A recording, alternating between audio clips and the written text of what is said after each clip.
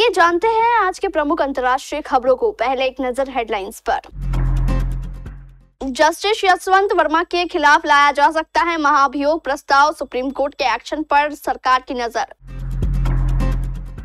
अयोध्या में बोले सीएम योगी, एक दशक पहले दुनिया में खुद को भारतीय कहने पे संकोच करते थे लोग। आपने संगठन में किया बड़ा बदलाव, मनीष सिसोदिया बनाए गए पंजाब के प्रभारी।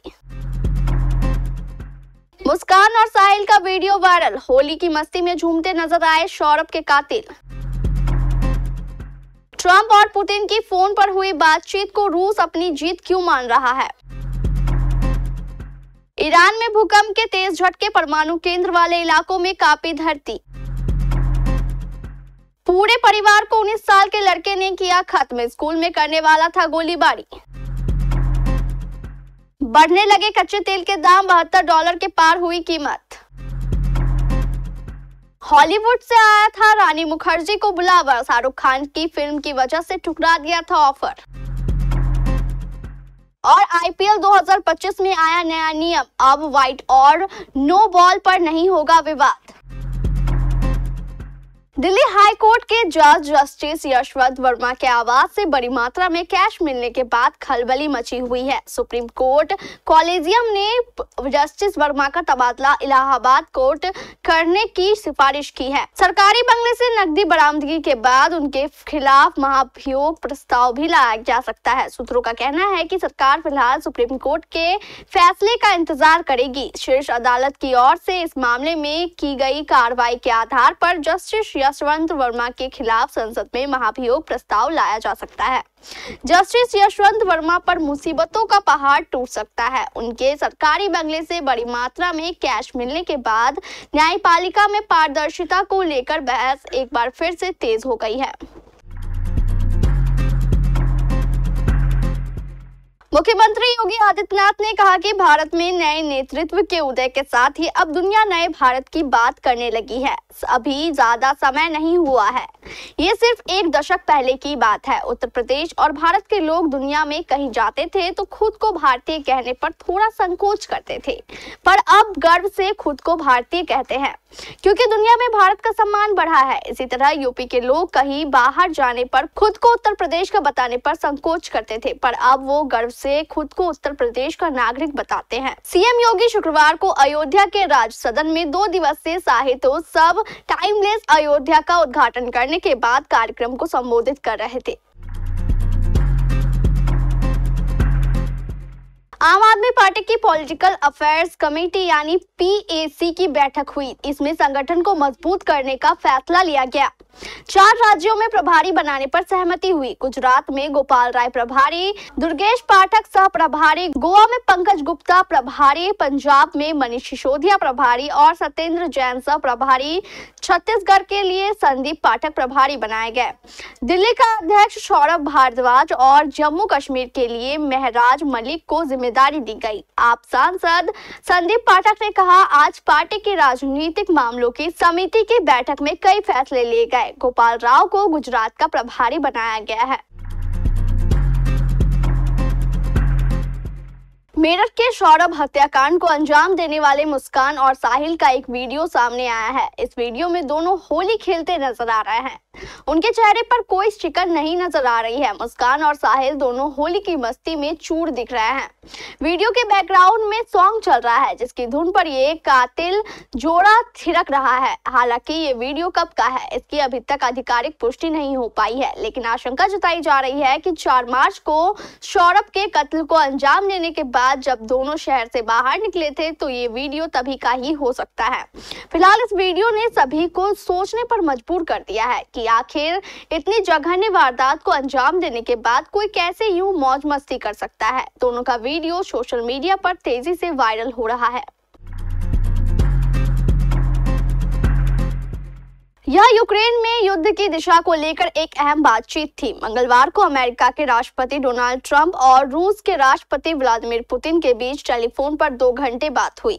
अमेरिका का मकसद 30 दिन का तत्काल और पूर्ण युद्ध विराम था। यूक्रेन को अमेरिका पहले ही अपनी शर्तों पर युद्ध विराम के लिए मजबूर कर चुका है। यूक्रेन के राष्ट्रपति व्लादिमीर जेलेंस्की के लिए इस पर राजी होना कठिन था, जो नए रूसी आक्रमण से अपने देश की रक्षा के लिए अमेरिका से सुरक्षा की गारंटी चाहते थे। ईरान में तेज भूकंप के झटके महसूस किए गए। झटके मध्य ईरान के इस्फान प्रांत के नतांज क्षेत्र में महसूस किए गए। भूकंप वाले क्षेत्र में एक प्रमुख परमाणु स्थल स्थित है। हालांकि ये साफ नहीं हो पाया है कि झटकों से नतांज परमाणु संयंत्र को कोई नुकसान हुआ है या नहीं। स्थानीय मीडिया के अनुसार शुक्रवार को ईरान में 5 तीव्रता का भूकंप आया। प्रारंभिक रिपोर्टों के अनुसार भूकंप से कोई हताहत नहीं हुआ है, केवल कई गाँवों में कई घरों की खिड़कियां टूट गई। एक 19 वर्षीय ब्रिटिश युवक ने अपनी मां और 2 छोटे भाइयों की गोली मारकर हत्या कर दी। इसके बाद वह स्कूल में एक हाई प्रोफाइल गोलीबारी को अंजाम देना चाहता था। इससे पहले उसे गिरफ्तार कर लिया गया। अब उसे 49 साल की सजा होने वाली है।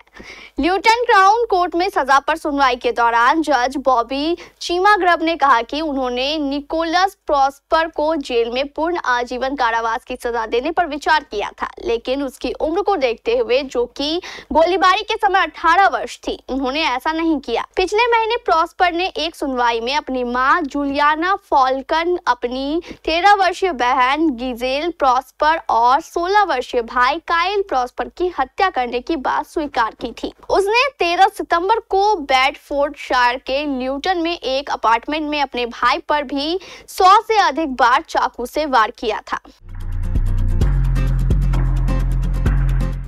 राष्ट्रीय तेल कंपनियों द्वारा हर रोज पेट्रोल डीजल की कीमतें अपडेट की जाती है। आज यानी 21 मार्च 2025 के लेटेस्ट अपडेट के मुताबिक पेट्रोल और डीजल की कीमतों में कोई फेरबदल देखने को नहीं मिला है।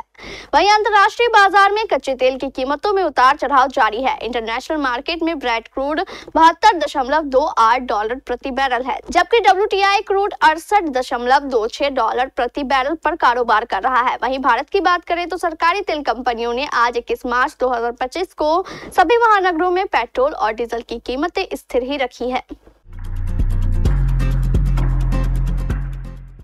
बॉलीवुड की दिग्गज अभिनेत्री रानी मुखर्जी किसी परिचय की मोहताज नहीं है। अभिनय की बदौलत उन्होंने लोगों के दिलों पर राज किया है। एक्ट्रेस के प्रशंसक उनकी मोस्ट अवेटेड फिल्म मर्दानी 3 का इंतजार कर रहे हैं। हाल ही में अपडेट सामने आया था कि वह इस साल फिल्म की शूटिंग शुरू कर देगी, क्योंकि आज रानी मुखर्जी अपना 47वां जन्मदिन मना रही है। दमदार अभिनय के लिए पहचानी जाने वाली एक्ट्रेस फिटनेस और ग्लैमरस लुक से भी लोगों का दिल जीत चुकी है। हिंदी सिनेमा में उन्होंने कई सुपरहिट फिल्में दी, लेकिन आपको हैरानी होगी कि उन्हें हॉलीवुड से भी ऑफर आया है। हालांकि इस फिल्म को उन्होंने शाहरुख खान की वजह से ठुकरा दिया था।